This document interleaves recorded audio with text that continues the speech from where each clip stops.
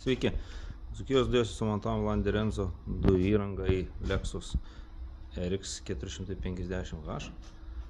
Viskas, kaip matote, puikiai gražiai susideda, nesimato niekas. Čia yra saugiklis, dujų užpildymas kaip visada prie benzino užpyldymo.